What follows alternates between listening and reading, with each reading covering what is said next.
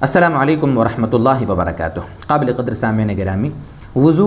بہت بڑی عبادت ہے اور بہت بڑی عبادتوں کا ذریعہ اور سبب بھی ہے۔ بہت سارے ایسے کام ہیں، بہت ساری عبادتیں ایسی ہیں کہ جن کو کرنے کے لیے وضو بنانا ضروری ہے۔ جیسے نماز ہی کو لے لیں آپ، نماز بغیر وضو کے ہوتی نہیں ہے۔ تو وضو ہم کرتے ہیں اور الحمدللہ ہر مسلمان وضو بنانا جانتا بھی ہے، لیکن وضو کے بارے میں 7 غلط فہمیاں جو ہم کرتے ہیں، بہت سارے ہمارے ایمان والے بھائی ان کے بارے میں سمجھتے نہیں ہیں، لا علمی میں مبتلا ہیں۔ تو آج انشاءاللہ ہم کوشش کریں گے کہ وضو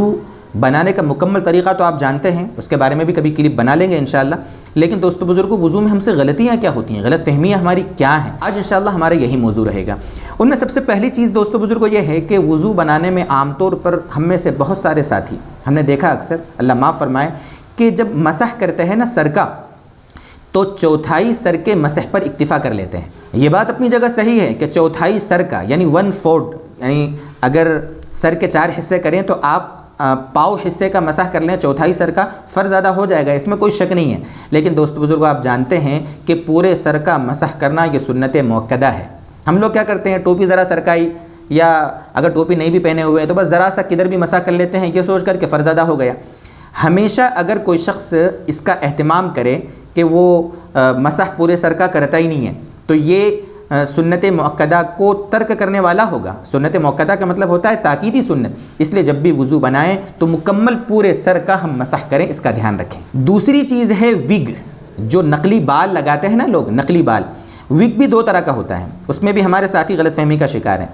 دیکھو، اگر سر میں بال ہمارے نہیں ہیں، جھڑ گئے، اور پرماننٹ اگر ہیئر ہم لگوا لیتے ہیں، یعنی ایسے کہ بس بالوں کو وہاں فٹ کرا لیا ہم نے، وہ ہمیشہ کے لیے ہو گئے، وہ بال ہماری موت کے ساتھ ہماری قبر میں جائیں گے، اگر اس طریقے سے فٹ کرا لیے ہیں تو اب ان کا حکم تو اصل بالوں کا حکم ہے، اس کے اوپر ہم مسح کر لیں، کوئی دقت نہیں، مسح ہمارا ہو جائے گا۔ لیکن ایک ہوتا ہے وگ، وہ کہ جو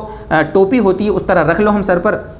اور وہ ٹوپی کی طرح اس کو اتار بھی دو، آسان ہوتا ہے اس کا نکالنا اور پہننا۔ تو اگر ایسے وگ اگر نقلی ہم نے پہن رکھے ہیں، یہ وگ استعمال کی ہے، تو اس کے اوپر اگر مسح کر لیں گے تو ہمارا مسح نہیں ہوگا، اس کا دھیان رکھیں، ٹھیک ہے؟ چونکہ وہ گویا ٹوپی کے حکم میں، جیسے ٹوپی ہم اتار کر مسح کرتے ہیں نا، ایسے ہی اس وگ کو بھی ہمیں اتار کر مسح کرنا پڑے گا، تو ہی ہمارا مسح ہوگا، اس کا دھیان رکھیں۔ تیسری چیز یہ ہوتی ہے کہ کبھی کبھی جماعت یا رکعت چھوٹنے کے در سے ہم سرسری طور پر وضو بنا لیتے ہیں اور سنتیں چھوڑ دیتے ہیں۔ علماء نے مسئلہ لکھا ہے، فتاوی دارالعلوم جلد 1 صفحہ نمبر 131 میں یہ فتویٰ نقل کیا گیا ہے، جس کا مفہوم یہ ہے کہ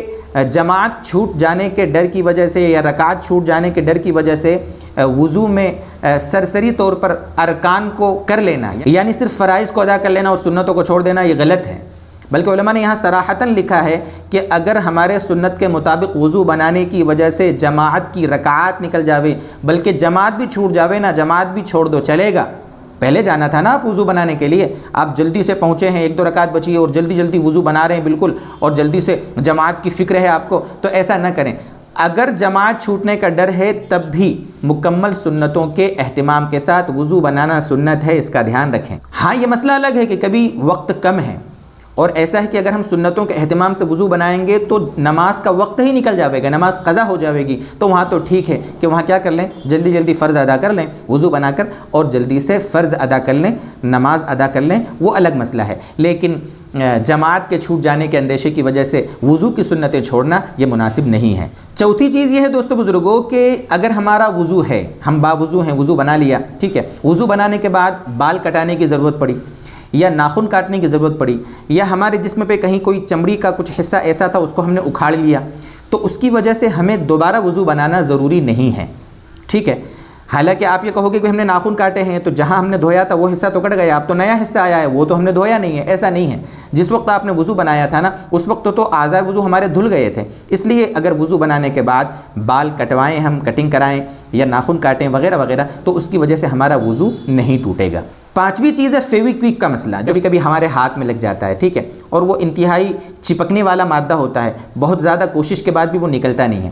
تو سب سے پہلی چیز تو یہ ہے کہ اگر فیویکوک کا کام پڑے، فیویکول کا کام پڑے، کلر کا کام پڑے، ایسی کچھ بات آ جاوے نا، تو اپنے ہاتھوں میں دستانے پہن لیا کریں، تاکہ جو پلاسٹک کے ربر کے دستانے ہوتے ہیں نا، اس کی وجہ سے ہوگا کہ ہمارے ہاتھ میں چپکے گا نہیں اگر ایسی نوبت آ جاوے۔ لیکن اب کہاں دستانے ڈھونڈیں گے، اور کبھی فیویکوک لگ جاتا ہے، تو اس کا مسئلہ دوستو بزرگ علماء نے لکھا ہے کہ جتنا اپنے بس میں ہے مکمل کوشش کر کے فیویکوک کو اپنے جسم سے چھڑانے کی کوشش کریں، یہ ضروری ہے،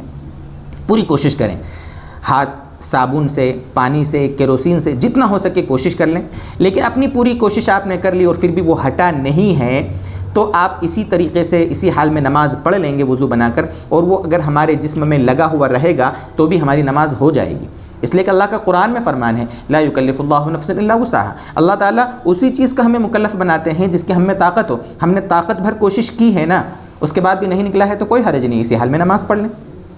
لیکن ہم نے کوشش ہی نہیں کی نکالنے کی، اسی طرح لگا رہنے دیا، یا بھول گئے تھے لگا ہوا تھا، ہم نے کوشش مکمل نہیں کی، اپنی طاقت بھر کوشش نہیں کی اور ویسے ہی نماز پڑھ ڈالی، ہم نے ویسے ہی نماز پڑھ لی، تو اب ہمارا وضو نہیں ہوگا، اس لیے کہ اندر جسم تک پانی پہنچنے سے وہ فیویکوک رکاوٹ بنا ہے۔ اپنی طاقت بھر کوشش کرنا ضروری ہے، اس کا دھیان رکھیں۔ اور چھٹی چیز دوستو بزرگوں یہ ہے کہ کبھی کبھی ہوتا یہ ہے کہ وضو بنانے کے دوران ری خارج ہو جاتی ہے۔ وضو بنا رہے تھے، مان لو ہم نے وضو بنایا آدھا، ابھی چہرہ دھویا ہے، ہاتھ دھو رہے ہیں، سر کا مسح کر رہے ہیں اور ہماری ری خارج ہو گئی، وضو ٹوٹ گیا، یا جسم کے کسی حصے سے خون نکل آیا، وضو ٹوٹ گیا، تو اب ہمیں پھر سے نئے سرے سے وضو بنانا پڑے گا۔ بہت سے لوگ سمجھتے ہیں کہ درمیان میں اگر ایسا ہو جاوے تو وضو جاری رکھو، بس آگے چلتے رہو، وضو ہو جائے گا، ایسا نہیں ہے، یہ بہت بڑی غلط فہمی ہے۔ جب ہمارا وضو ٹوٹ گیا تو جو کچھ ہم نے ابھی تک اعضائے وضو دھوئے تھے، جتنا وضو بنایا تھا وہ کل عدم ہو گیا، اس کا کوئی اعتبار ہی نہیں ہے، ہم کو پھر سے وضو بنانا پڑے گا، اس کا دھیان رکھیں۔ اور آخری چیز، ساتویں چیز یہ ہے کہ وضو ہم نے بنا لیا، وضو مکمل ہو جانے کے بعد بہت سے لوگوں کو آپ نے دیکھا کہ وہ شہادت کی انگلی آسمان کی طرف اس طرح اٹھاتے ہیں، اشہد ان لا الہ الا اللہ، اس طریقے سے۔ تو اس کا کیا حکم ہے؟ تو دوستو بزرگوں، ہمارے نبی صلی اللہ علیہ وسلم نے وضو بنانے کے بعد اس طرح انگلی شہادت کی اٹھائی ہو اور توحید کا اشارہ کیا ہو، یہ کسی روایت سے ثابت نہیں ہے، اس لیے اس کو سنت سمجھ کے نہیں کرنا چاہیے۔ لیکن چونکہ آپ صلی اللہ علیہ وسلم توحید کے اشارے کے طور پر انگلی کا اشارہ فرماتے تھے، اس لیے اگر اس پر قیاس کرتے ہوئے اگر کوئی شخص وضو بنانے کے بعد اشہد ان لا الہ الا اللہ، یہ تو توحید کا جو الفاظ بولنا وہ تو ثابت ہے نا، آپ جانتے ہیں اشہد ان لا الہ الا اللہ وحدہ لا شریک لہ واشہد ان محمدا عبدہ ورسولہ، یہ تو پڑھنا ہے، توحید کا اور رسالت کا اقرار وضو کے بعد سنت ہے، لیکن اس کے لیے اشارہ کرنا یہ سنت سے ثابت نہیں ہے۔ کوئی اشارہ کرتا ہے یہ جائز ہے، حرام نہیں ہے، بدعت نہیں بولیں گے اس کو، جائز ہے اشارہ کرنا، لیکن بہرحال اس طرح انگلی سے اشارہ کرنا وضو کے بعد یہ سنت نہیں ہے، اس کا دھیان رکھیں۔ اللہ تبارک و تعالیٰ یہ جو باتیں وضو کے بارے میں ہم نے بتائی ہیں، اللہ تعالیٰ ہمیں یہ سمجھا دے اور ان کا ہمیں اہتمام کرنے کی توفیق عطا فرمائے۔ وآخر دعوانا ان الحمد للہ رب العالمین۔